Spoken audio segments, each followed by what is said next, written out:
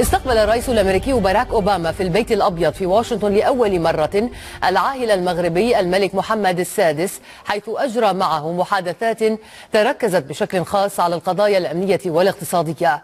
وأعرب البيت الأبيض عن دعمه للمقترح المغربي عن الحكم الذاتي في الصحراء الغربية، وأكد أهمية تعزيز علاقات الشراكة الاستراتيجية الأمريكية المغربية في ظل الاضطرابات والتحولات التي تشهدها منطقتا شمال أفريقيا والساحل.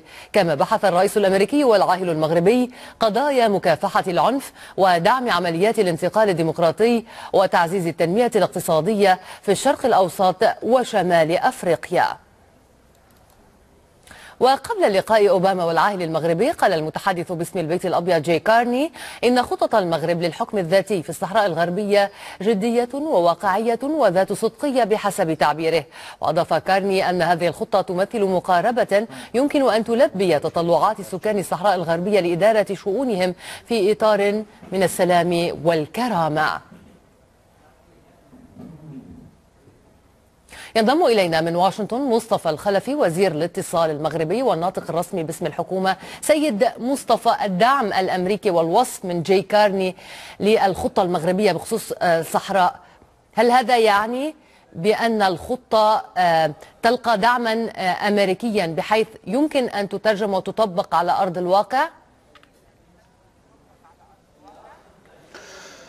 أولا، الزيارة الملكية للولايات المتحدة الأمريكية والتي جاءت استجابة لدعوة من الرئيس الأمريكي حققت أهدافها بشكل كبير. الدعم الأمريكي الواضح والصريح لمشروع الحكم الذاتي الموسع الذي تقدم به المغرب كإطار لحل النزاع المزمن والمفتعل في الصحراء المغربية. الآن جرى تأكيد وتجديد الدعم الأمريكي لهذا المقترح لحل هذا النزاع. موقف واضح وصريح باعتبار أن هذا مقترح كما جاء على لسان الناطق الرسمي باسم البيت الأبيض حل يعني مقترح جدي واقعي ذي مصداقية يمثل إطار لتلبية طموحات السكان في العيش بسلامة وفي سلام وكرامة.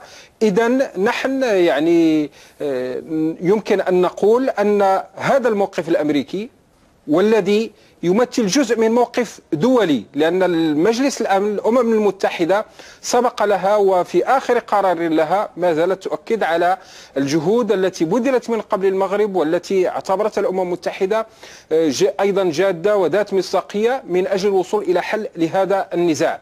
أعتقد أن هذا الموقف الآن سيشكل دفعة من أجل الانخراط في مفاوضات جدية لحل هذا النزاع. سيشكل دفعة إذن، ولكن هناك انتقادات أيضا في المقابل، لا سيما تتعلق بحقوق الإنسان هنالك في الصحراء. هل جرى التطرق لهذا الموضوع، وهل وعدت حكومتكم بأن يعني تعالج هذا الملف؟ أولا، المغرب استطاع منذ سنوات أن يضع إطارا للنهوض بحقوق الإنسان على مجموع التراب المغربي بما فيها الصحراء المغربية. من بين هذه الجهود ما يتعلق بهيئة الإنصاف والمصالحة التي درست أزيد من 5000 ملف من ضحايا انتهاكات حقوق الإنسان في الماضي، وقدمت تعويضات لجبر الضرر بلغت حوالي 72 مليون دولار. ثانيا، الخطوة المهمة المتعلقة بإحداث لجان جهوية لحقوق الإنسان تتمتع بالاستقلالية وتشتغل على مستوى النهوض بحقوق الإنسان. ثالثا، العلاقة مع الأمم المتحدة بخصوص استقبال المقررين الخاصين للأمم المتحدة في بعض القضايا مثل المقرر الخاص بالتعذيب وغير ذلك، وزيارة الأقاليم الصحراوية الجنوبية وبحث كل القضايا. وأنا أعتقد هذه الخطوات هي التي أهلت المغرب إلى أن يفوز بمقعد في مجلس حقوق الإنسان. بالنسبة لهذا الموضوع مع الولايات المتحدة الأمريكية كان أيضا أولا تقدير لهذه الجهود التي بذلت وعزم على التعاون لمواصلة تعميقها والنهوض بها، خاصة وأن الإطار الدستوري الجديد ل 2011 يضع هذا الملف يتعلق أيضا بالجزائر. هنالك دور للجزائر في هذا الموضوع. هل قالت لكم الولايات المتحدة إنها ستتولى أمر الجزائر في حال تدخلت أو لم يرق لها ما ذكرتموه مع الولايات المتحدة؟ أعتقد أن الموضوع نحن بالنسبة إلى بلادنا هنالك علاقات ثنائية. الزيارة، قضية الصحراء المغربية كان جزء آخر متعلق بدعم الإصلاحات السياسية، كان جزء أيضا متعلق بالمجال الاقتصادي، وقعت اتفاقيات في مجال التعاون الجمركي، تسهيل التجارة، في المجال المرتبط بالاستثمارات. كان هنالك مجهود مهم بذل وأثمر خلال هذه الزيارة عن توقيع هذه الاتفاقيات. أيضا على مستوى التنمية البشرية مع صندوق تحدي الألفية، والذي صرح رئيسه بمناسبة هذه الزيارة أن هنالك مجهود من أجل توقيع الاتفاق الثاني بعد نهاية الاتفاق الأول، والذي كان عبارة عن دعم لمجموعة من المشاريع الاقتصادية والتنموية بغلاف مالي بلغ حوالي 700 مليون دولار على 5 سنوات.